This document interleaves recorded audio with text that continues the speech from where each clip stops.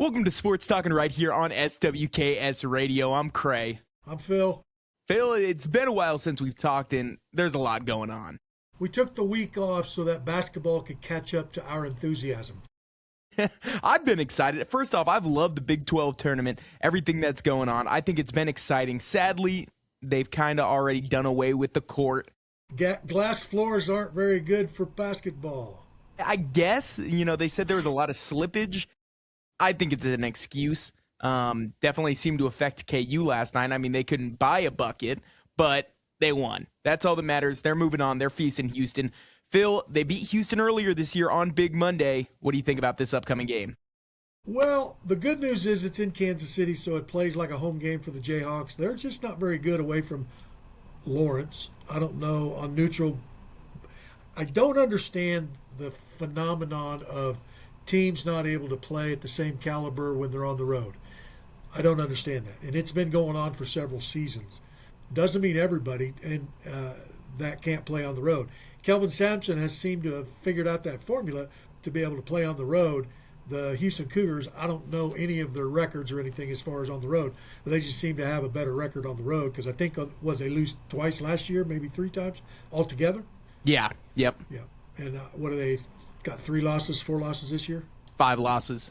5. Yeah. Yeah. So they've won the majority of the games on the road. And they look good. However, again, how far away is downtown Kansas City from Lawrence? Probably 45 minutes to an hour. KU fans always travel for the Big 12 tournament. I'm confident in them. However, if they do end up running into the buzzsaw that is Arizona in the championship, I think it's over. I think Arizona is miles better than just about any other team in the Big 12. I think they're the best team in the nation. They would be my pick to win the NCAA tournament right now. Well, all right. I'm gonna go out on a ledge here. Okay. I don't particularly like this team or this school, and it's mostly because they abandoned the Big 12. Well, here we go. It's got to be an Oklahoma or a Texas school. You keep going. Okay. There's 2 other schools that have done that. Nebraska? Yes. No. No. If I'm going to put some money down on a team, I think Nebraska's got a chance. Why Nebraska? I just think they're better. Teams step up at this time of year too, and I think good players, good leadership is where you get. Right now, we get into the season where I like most because this is where coaching and leadership pays off. Good players, they don't exist during the postseason. It's the coaching and good leaders that get you through the tournament. I agree with you, but I also think there's a third thing to that equation, and that's experience in the postseason. And that's something Nebraska doesn't have. They've never won a NCAA tournament game. But as a team, none of the teams this year have won a game, an NCAA game, a tournament game. None of them have because there's a new team every year. The history of Nebraska not being able to play in the big, not even making the tournament. Have they made the tournament ever, or is this? I guess they've made the tournament before. They've never won a game. Never won a game. Can't win. Lights are too bright, And again, I think that comes down to coaching more than anything. Bill Self, believe it or not, has probably played in March Madness once or twice. He knows how to handle that, and I think you approach these games differently than you do the regular season. I agree very much, and wrestling is the same way. When you know how to get through the big tournaments that are on the big stage, you got to manage your emotions. And that's why we took our kids in wrestling. We went to the big stage as often as we could so that they would get conditioned to be able to perform on the big stage. Mm-hmm. I'm curious, when it comes to wrestling and, the state tournaments and how people would hold themselves and present themselves, I feel like that'd be the hardest thing to do about wrestling because you're out there, you're fighting a guy for as long as you are. I feel like, tempers can kind of get the best of most athletes. You mean on the mat? Yeah. I mean, yes and no. You had some guys, like we had a kid on our team, if you would coach against him, get in his head. Mm-hmm. Get in his head, he'll lose his mind, and then that'll lose his focus. But most guys are pretty focused. Most wrestlers at that level are pretty dialed in. But the guys that win are managing themselves between matches. Those are the guys that progress deep into the bracket. I know at the college level it's a little different, but in high school even, the guys that make it to the finals, or as I say, get on the podium and get their picture taken at the end of the tournament, Mm-hmm. those are the people that are managing their tournament between matches. What I mean by that is they come off the mat. I had my guys always get a bottle of water, swig it down as fast as you can, eat a half a sandwich with just simply some bread, some high grain bread, and some protein, and then go sit down and relax. Got to rehydrate. You got to rehydrate. Don't go what I would call goof off. I actually call it a different phrase, but I won't say that. I'm sure you can't say it, but I get what you're getting at. and then just think about the next match. Focus and dial in. If you need a nap, take a quick nap. And then we got the kids up at about an hour before their match, and we would run them hard. Push them hard for about a 4-minute match where their heartbeat would go up to 100%. And then we'd let them cool down so that when they get on the mat, they're ready to go. That was just a formula that we used a lot. So you don't think, nap in between matches made them a little loopy? No, not as long as you blow it off. You got to blow it out, as we would say, blow it out. That's why you drink the water too, so you can wash all this lactic acid out of your muscles and not be lethargic. Yeah, that was the whole idea. Yeah. Well, Sorry, we're going to I kind of got off on a wrestling tangent there, but I will say this: I was glad to see Oklahoma State won the Big 12 tournament in wrestling last weekend. They put 8 to the finals, 4 got 4 champions in the Big 12 tournament, so that's good. The NCAA tournament kicks off a week from yesterday. Mm-hmm. And you came into my office the other day and we were talking a little bit about wrestling. Phil, you said that the best matches in the entire tournament are something you like to call blood matches. Yeah, break the blood that down match. for me. So the blood match is on the backside, all right, meaning the loser's bracket. You get 2 losses in the tournament, okay? You lose once, one more, and you're done. So the guys that go to the backside, they're facing one and done from then on, okay? Then you get to the quarterfinal match. Everybody that wins that quarterfinal match, they're All-American in the NCAAs. The NCAA's All-Americans down to eight wrestlers. Most brackets are 32 in the bracket. Okay? There's a few brackets where they have pigtails where there's more than 32 guys in the bracket. Okay? But anyway, so the blood match is if you win, you're an All-American. If you lose, you're almost an All-American. And guess what? Almost doesn't count. Yeah. Not even. We say it this way. Not even in horseshoes and hand grenades. It doesn't count. So we called him a blade runner. When you're on the backside, you're a blade runner, meaning you're on one blade. You don't have 2 skates. You only got one. And so that blood match, these guys go all out. Especially if you get, the best match is crazy is when you see a blood match and there's 2 seniors. They lose. They don't get an All-American. They win. For a senior, they're an All-American. Maybe that's not what they wanted. Maybe they wanted to be higher up. But I'll tell you what, being All-American NCAA, that's a big deal. That's something you can brag about for the rest of your life. Bringing up any conversation. Yeah. That's right. Every day of your life, you can brag about it. So I don't get to brag about it. Well, yeah. Phil, I'm going to get back on the track of basketball here for a second. I don't know if this was made aware of you because I didn't bring it up to you today, but Kansas State basketball has found their next new head coach.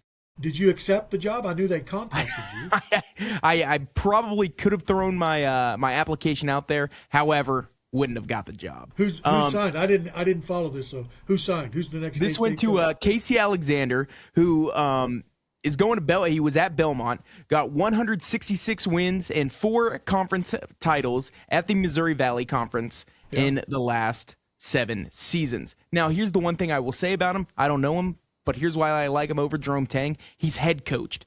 This is a guy that's been there. He's had the head coaching position before. Yeah. And you probably give him an idea. You probably, at this point, if you're K-State, say, we're going to pay you less than we did Jerome Tang because we saw how that backfired. But I like taking a chance on a guy that was at a smaller school. You're going to give him a bigger budget, a bigger basketball program to manage, and see what he can do. I think it's a good pick. I don't know the guy either, but I think the formula that you just explained, I would agree with. Yeah. So if you're a head coach, and I was going to bring this up to you, you're always talking about the University of North Texas. That's where you would love to coach because you love that area and there's talent in that area. Lots of talent. And basketball, Dallas has become one of the big basketball places where people are going to get talent too. So keep going. I like where you're going with this. I was going to ask you, if you're a head coach, why would you not want to go to a K-State? Well, Manhattan's a beautiful area. It is great. You lived there for a while. Yes, I lived there for 3 years. Beautiful area. I mean, I love either direction. Going to Salina is a great trip. Going the other direction to Kansas City is a great trip. You're close to Topeka. You're not too far to Lawrence. So I guess geographically, it's a beautiful area. Nice town. College campus is beautiful. I think the support's there. So I don't know. Are you setting me up? Why wouldn't I want to go to K-State? Yeah, I don't know if you remember this, but last time we talked, you said if you were offered a head coaching position at K-State, you would never accept it. Well, I wouldn't, but that doesn't mean this kid, whoever, what's his name? What's this guy's name? The basketball Casey player? Alexander. Okay, let's say Casey, it's a good stepping stone for him. Okay. What I'm looking for in UNT, and I was thinking about this morning as I was getting dressed because I knew we were going to do the show today. And I was thinking, maybe I'm better situated mentally for the athletic director's position rather than the head football coach. Because I was thinking about it as we're going into the NCAA tournament. UNT is kind of an invisible basketball program. I mean, what have they won? What have they accomplished? And name me one player. What's the name of their coach without doing research on your phone? Couldn't tell you. Again, they're pretty invisible when it comes to their basketball program. And like I said, there are studs coming out of the Dallas market in basketball programs all over the country. It may not be just as popular as football players, but there's a lot of basketball kids coming out of there. And the one reason I don't want anybody to mistake my opinion here, there's 8 million people in that market. There's bound to be a lot of talent when you've got a pool of 8 million people. Kansas doesn't even get to 3 million total population. Yeah. And this is something we've talked about just between me and you in your office, not something ever on air, but you think that Kansas has the same caliber of athletes as Dallas. Yeah, there's just not as many. Correct. Mm-hmm. Dallas, Texas, Oklahoma does as well. They play spring football. And that makes a big difference because the more reps you get, the better you're going to get. And so the skill players are out playing 7-on-7, and the linemen are watching tape and hitting the practice dummies and lifting weights and doing squats and all the great things that make linemen better. And so they're working on speed. I know that the football coaches encourage the linemen all to go out for track, and they do not want them just throwing the disc and the shot. They want them in running, and they want them to work on their quickness and their speed. And so it's really a 24-hour-a-day, 7-day-a-week process for football, even if the players are running track. The other thing is you don't see dual sport kids down in Dallas.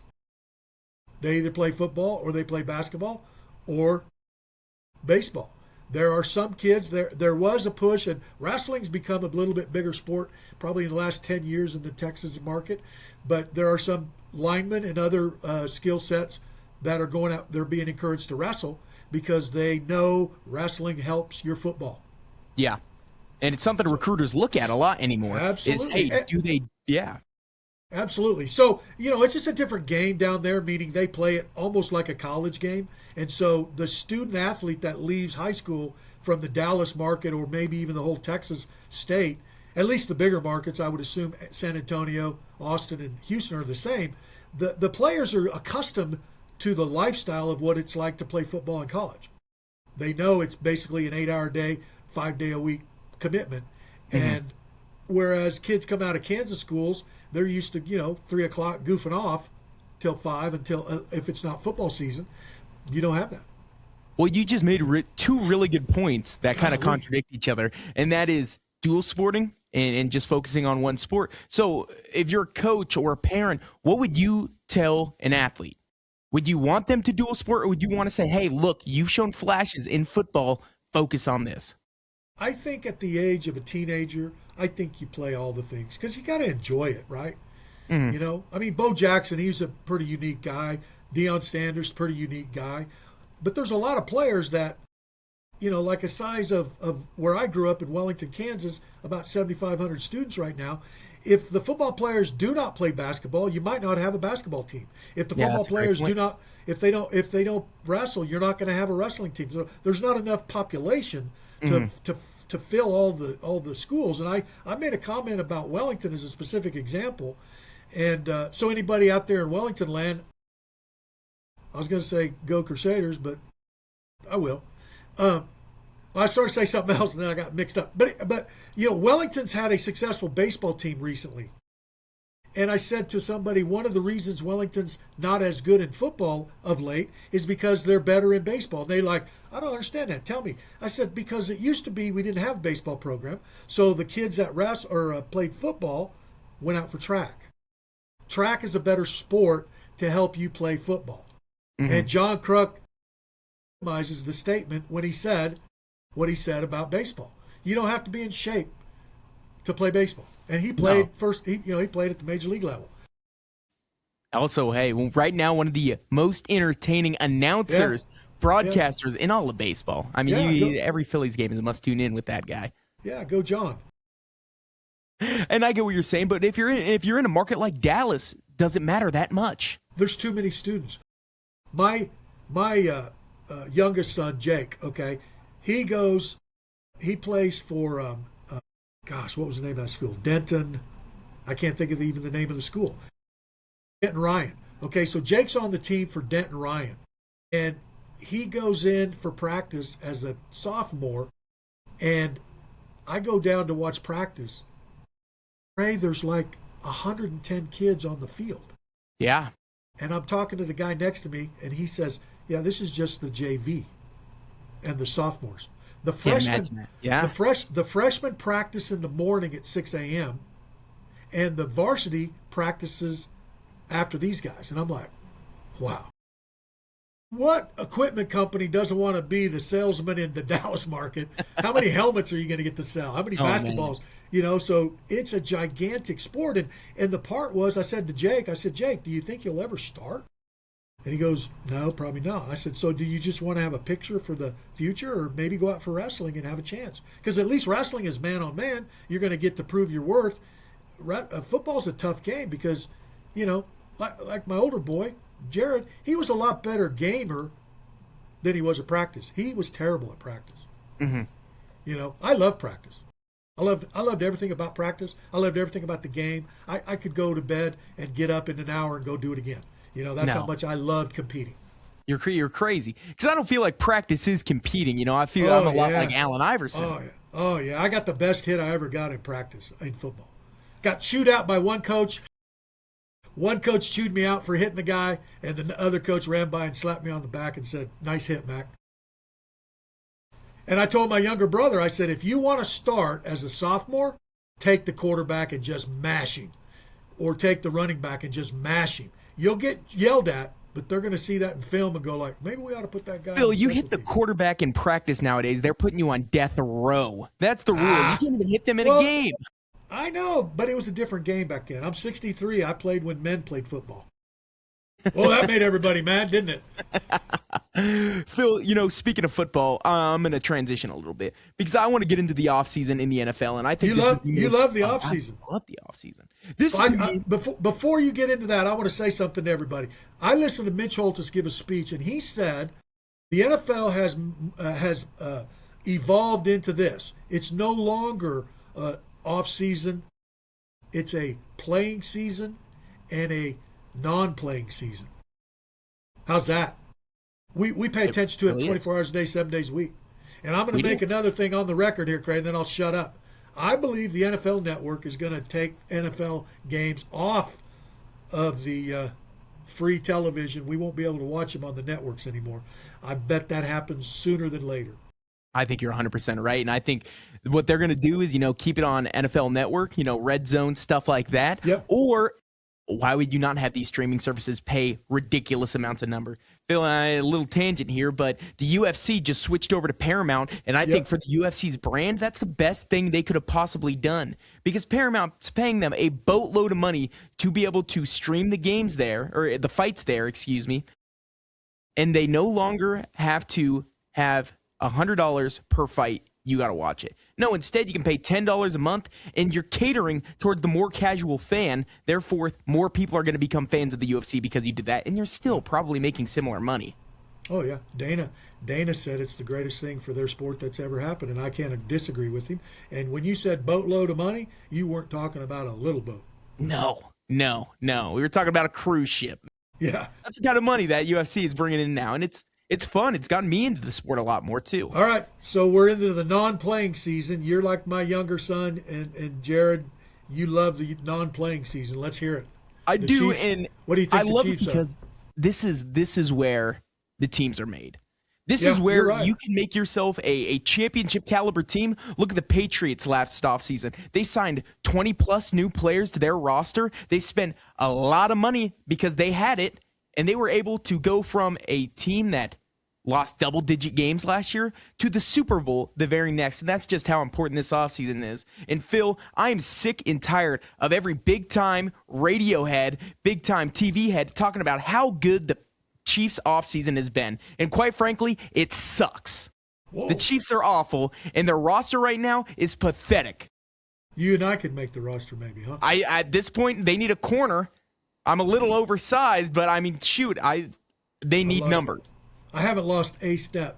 It's plural. If you look at the Chiefs offseason, they brought back Travis Kelce, Tyquan Thornton. Great offensive pieces. You get one more year out of Kelce. I understand Kelce's probably lost a step, but he's still going to give you, 700 to 800 yards at tight end. Plus Tyquan Thornton, you got him for cheap. And this was a guy that everybody cut off last year when he was cut from the Patriots. Chiefs brought him in. They found a place for him, and it's been phenomenal. Yeah. You look at the rest of the guys they brought in. Gilman, the safety, because you let Brian Cook walk. You got Chris Tonga, who the Chiefs' biggest problem on defense last year is they could not get to the quarterback. So what do? You overpay for a defensive tackle who, in his 5 years in the NFL, has registered half of a sack. That's it. He's a half a sack ahead of you and me. Yeah. I mean, come on. That's not that impressive. Yeah. Well, you also bring in Kenneth Walker. That's the big signing. That was the signing everybody was talking about. And Phil, I just don't like it. You're letting your secondary walk. You let Leo walk, who started at linebacker for your team. This defense is held together by strings. And yet you're focusing on the offense. Despite your team running the ball the 28th most in the NFL, which that's not a very good percentage, you're going to pay a running back to become the fourth highest paid running back in the NFL because you want this offense to look pretty. I hate it. I absolutely hate it. I understand. Hopefully they operate under center more and run the dang football, but you don't know how long you're going to be without Mahomes. And in order for this defense to succeed the way it's set up right now, your offense is going to need to score 30 a game like it's 2018 when Mahomes would go out there and throw for 5,000 yards a season. Yeah. So two things about what you said. So I think Taylor Swift's working on a new album, and that's why Kelsey's going to play one more year. Okay. Because they could give her a little more attention, because she's kind of starved for attention. That way she could be in the press box, wave, and Travis. Now, does he have any records that he could potentially surpass to put him on the all-time list? I mean, not really. I mean, he's kind of done it all. Yeah, but he's never going to pass Gonzalez, will he? In Chiefs history, yes. He will. All time? Like total yards. Isn't he behind him in total yards or something? I don't think so. I'll fact check you on that.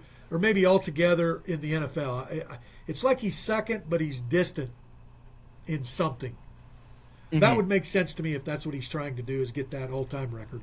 Mm-hmm. As far as the defensive secondary, I know the history of Spag's defense. They can bring in corners and teach them. They can teach a librarian how to play cornerback. So I think that's what their logic is. We can teach these guys how to play linebacker or safety and corner. I think that's stupid. And I'm going to Well, tell you why. but I but think it is. remember, Trent McDuffie was nobody until he became somebody. Trent And McDuffie was a top 20 pick. He was a first round pick from Washington. unproven though, because just because you're a college guy doesn't mean you're a pro guy. So they turned him into a great pro, and now he's getting paid. The other thing I don't think most of us in the fan world realize is that the players and the organization want these guys that have come up through their ranks to get paid. And so it's not a heartbreaking thing to say, hey, we're not going to pay you, but we want you to go get paid. Mm-hmm. And they like that. It's a great system. It's almost taking care of your friends. You don't work for us, but we want you to have as much success as you possibly can. The baseball's like that as well. You know, I remember listening to Denny Matthews talking about Carlos Beltran and how lucky he would say it this way: we're lucky to see this guy in person for as long as we have, because this guy is New York, Los Angeles level talent. And I'm like, well, what about us? You know? And the realization is Kansas City's market 29 or 30. And so they're not going to be able to pay these guys, and that's why you're a professional athlete, is you want a paycheck. Yeah, and you're one injury away from not being able to play anymore. Well, we'll dive into the Kansas City Royals here in a second, because I don't know if you've been keeping up with the World Baseball Classic, but they've looked phenomenal. Every Royal is playing very good baseball right now. Yeah, and the Italians threw a meatball at everybody, and it got sauce on the Americans. They did. Hey, I'll tell you what, though. Vinny Pasquantino, 3-home-run game to knock off Mexico to make sure the U.S. gets in. That's the best thing a Royal could do. Yeah, you're right. Okay, so back to the Chiefs. You're still moaning and groaning. I am, and I'm going to tell you why. How many times is Spagnuolo and Veach going to say, look, we trust ourselves to go find talent, and every single time it's paid off? At some point, your luck has to run out, no matter what. You let Watson walk. Watson was a phenomenal find in the 7th round. They turned him into a great corner, and he went to the Rams, and he got paid. Good. But to me, it just seems like, hey, we're not worried about the defense, because Spags can do what Spags does, and that is make this defense great. But I think that's a bunch of crap. Okay, but here's for the fan, maybe until next year, because here's the other thing you want to think about, Cray. That guy coming up, you don't know about him. He's hungry. He wants you to know about him. So there's a little bit of that, starve the lion and let's see what he can do. Mm-hmm. But you also look at that defensive line, and what's the one thing for a cornerback? What makes the cornerback jobs easier is that the quarterback has to get the ball out quick. I say a terrible quarterback makes you. No, that too. But like if you're playing against a 6th grade quarterback in the NFL, you could cover everybody.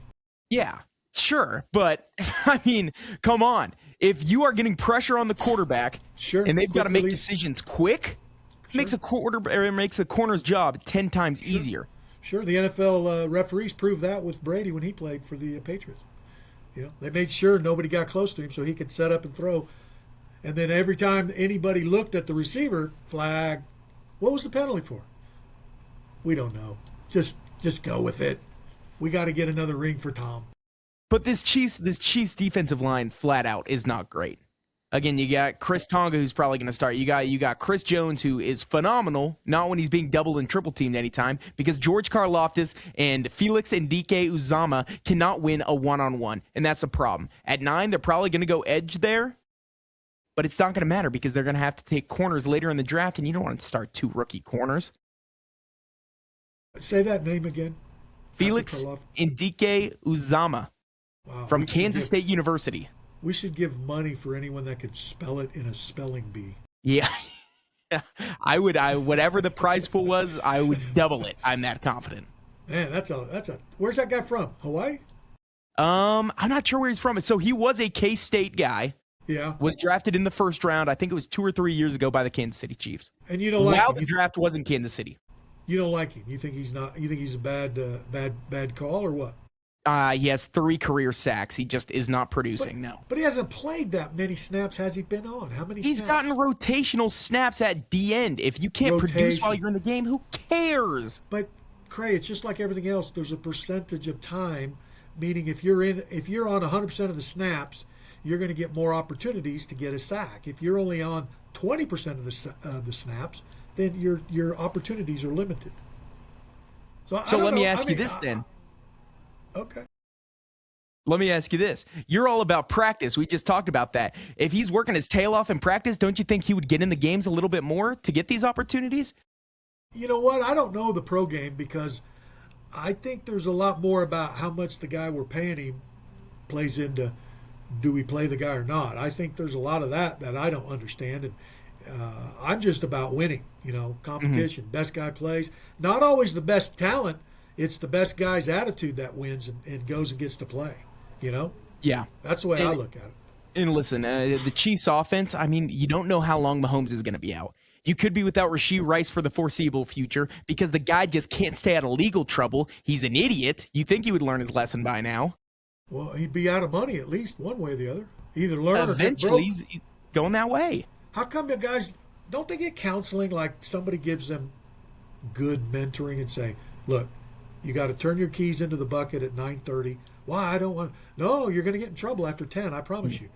Phil, if I was making that kind of money, no one would tell me what I'm doing. Well, that's the Flat problem. out. Those guys have no trouble, and that's the other problem is they should be able to manage themselves. Mm-hmm. I mean, put it in the contract. You get in trouble, you don't get to play, and if you don't play, you don't get paid.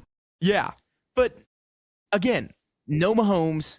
This is a team that doesn't really run the football. Instead of you restructure Mahomes' contract to free up money. So you're going to back pay him. Okay, you do the same thing to Chris Jones, so you're going to back pay him. Eventually, you can't keep beating around this cap bush. You're eventually going to run into the problem, which is you guys spent too much money on Mahomes and Chris Jones. You can't restructure forever. And then you just sign a running back when you guys don't run the football to the fourth highest paid contract in the NFL for a running back. I hate it, flat out. Well, I mean, they're obviously going to run the ball a little bit more. That's what you think their plan is. Now, let me ask this. Did Mahomes...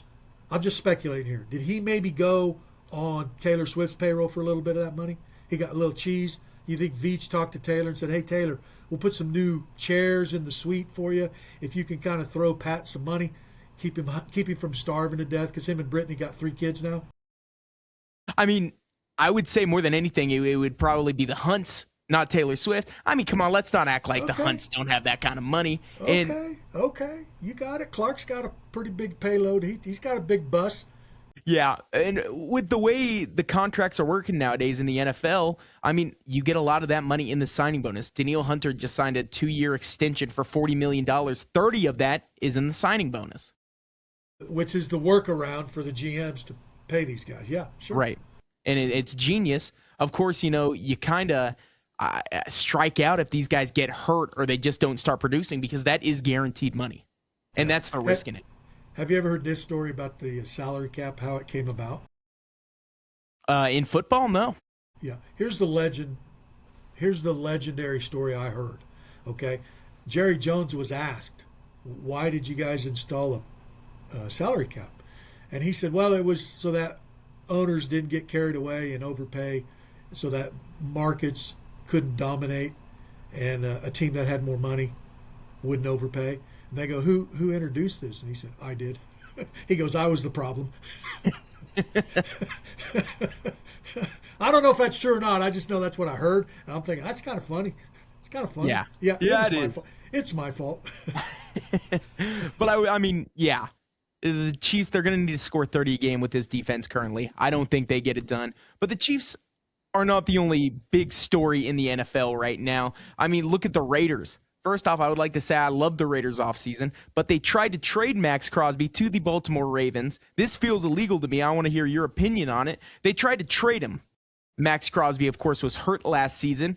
The Ravens said, well, we think he's injured. The minute they said that, less than 24 hours later, they signed the number 1 passer rusher in free agency. Doesn't it feel like they turned down that trade and said, listen, we'll accept it. He failed his physical just so they could keep their first-round picks and get a good edge rusher? Is that illegal or just smart? It's technically not illegal, but if Belichick was doing that when he was on the Patriots, he'd be in Alcatraz. The NFL would lock him up. Belichick broke every rule they could. They just know the rules, so they're just playing the game the way the rules are, here's how we can get around this rule. Mm-hmm. But maybe it was smart. Yeah, that's what I'm saying. So do you think they get the guy from Indiana, quarterback? No. Raiders? They're not going to take him? Mendoza? Yeah, they're going to take Mendoza 1. Mendoza? They're going to take Mendoza 1. Is Mendoza excited to be a Raider? Phil, I can't imagine a guy as wholesome as him, constantly updating his LinkedIn account, talking about how much fun he's having in the actual workforce, going out and Yep. interning, loving the city of sin that is Las Vegas. No, I can't imagine that. Yeah. Yeah. The thing, I've been to Vegas, and yeah, you can get in trouble there, but you can also not get in trouble. So if a good guy's doing things right, he can stay out of trouble. Oh, trouble will find you if you're a Raider. That's the way it works. I mean, come on. Look at What the about? guys in the past. Come on, man. Howie Long, Bo Jackson.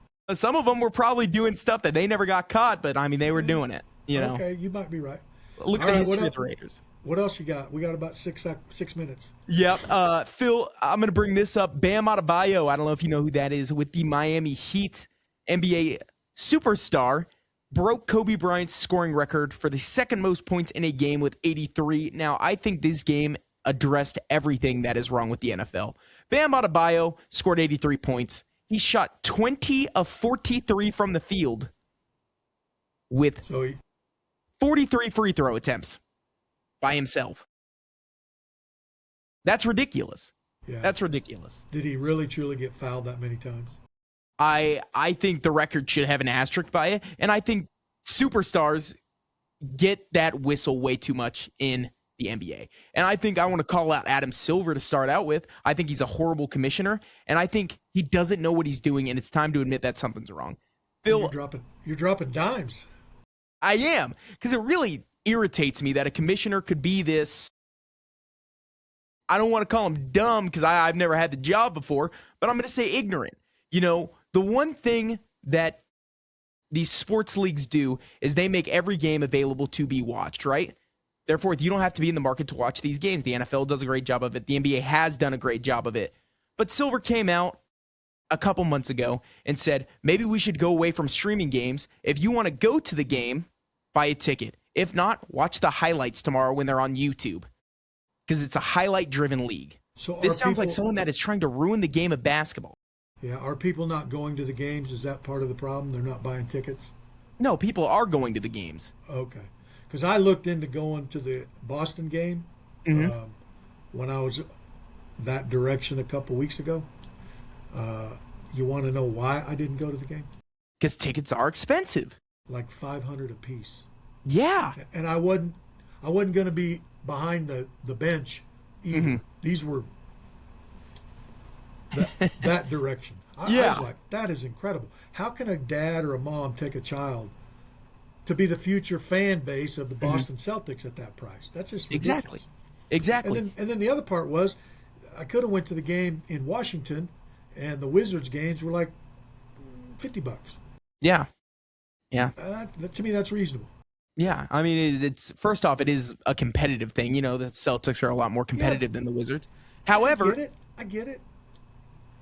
I just don't get saying, us here in Kansas, take us for an example. You have a untapped market of potential NBA fans right here, and you're going to take away the ability for us to watch games because you want us to go to a game in person. Oklahoma City is 5 hours away.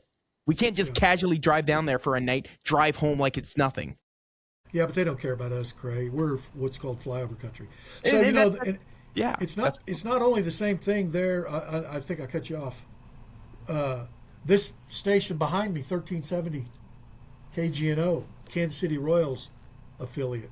Been a Kansas City Royals affiliate ever since Kansas City's been a ball team. Right. All right. We carry every single game free to the people that want to listen to it. You can listen to it. You can stream the games free of charge. Well, I guess you got to pay for your internet service. But anyway, the Royals are only going to be on non-paid games 10 times this year on television. Yeah. And that's in and out of the Kansas City market. That's not just for out-of-market people. So that's where it's going, and that goes back to that NFL. I think the NFL is going to do the same thing, and they're going to put everything behind the NFL logo, and you're going to have to pay for the games 100%. I don't know when that happens, but I bet it happens sooner than we think.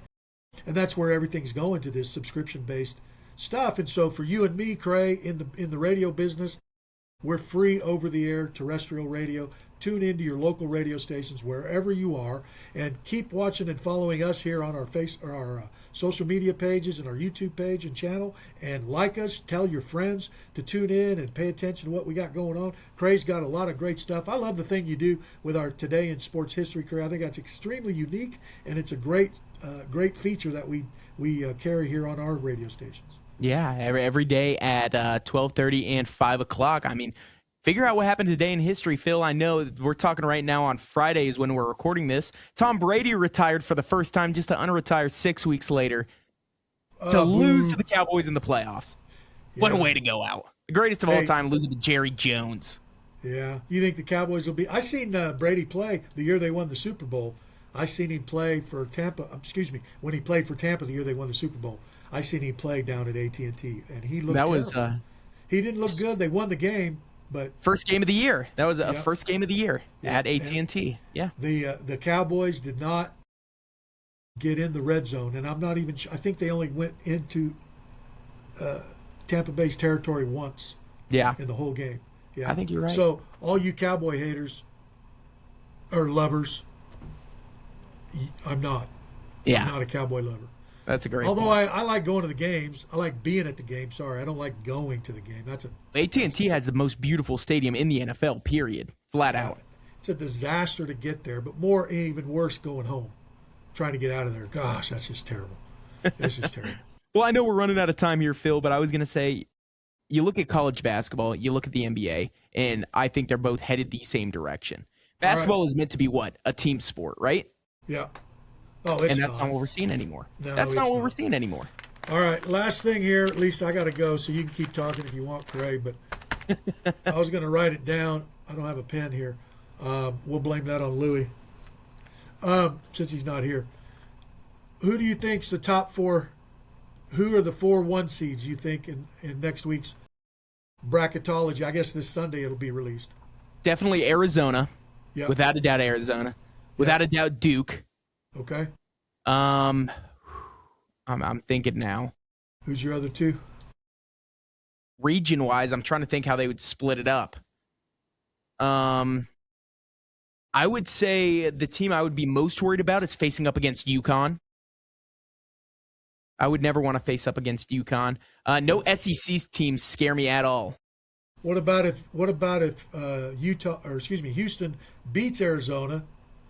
Or let's say this: what if Kansas or Houston beats Arizona in the Big 12 championship? Don't you think one of those, then the Big 12 could possibly get 2 1s?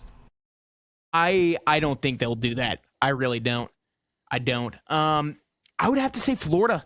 I mean, Florida's 6-loss team. All right. Yeah, I would say UConn, Florida, Duke and Arizona and Duke. Yeah, right. That would be my picks. I'm gonna agree with everything except Florida. I'm gonna put Nebraska in there. You're crazy. You're crazy. You're crazy. I'm not crazy. I'm Phil. Hey, I'm going to leave you with one stat before we go, Phil. You know why I'm not scared of the SEC outside of Florida? This is a true fact. Go ahead. Bring it to me. I ran the numbers the other day. So they did senior night, right? Right before they started all these tournaments, right? Yep. Here we go. They did senior night. Out of every single senior at an SEC school, right? How many seniors do you think were 4 or 5 year seniors at the school that they started at? I will go with 0.